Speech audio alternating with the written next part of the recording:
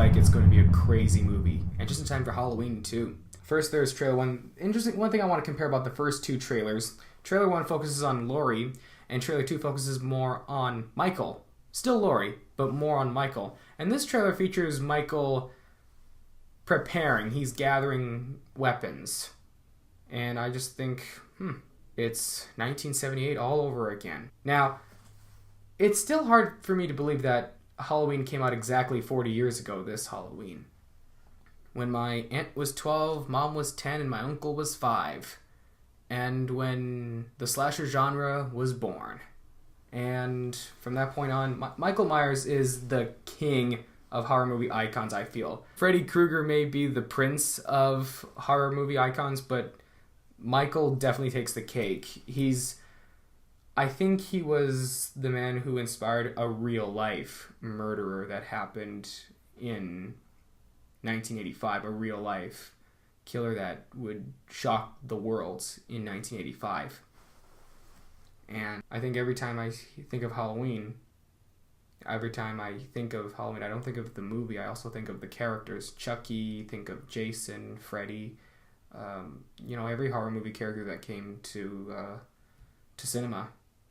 Pennywise, Diana. List could go on. Anyway, I want to see Halloween, the final chapter. I call this one Halloween, the final chapter. Every sequel that they made, though, what still ticks me is that all the sequels that they made is being tossed under the bus. And I'm like, okay, why? You made all of these movies, all of these sequels. You made the most popular film in the franchise, Halloween 2.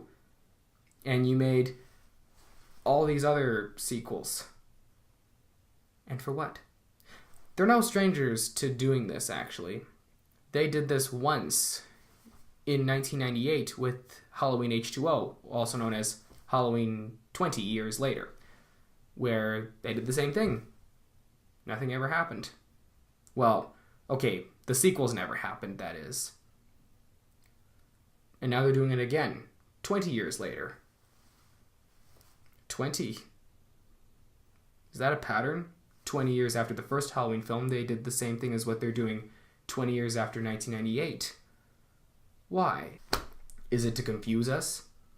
I know I would want to watch the other sequels, mainly because there could be Easter eggs involved. I'd say, oh, I know that. That's from the second one. Oh, that's from the third one, So, what will I say about this film? This is one of the films that I want to watch before the year ends.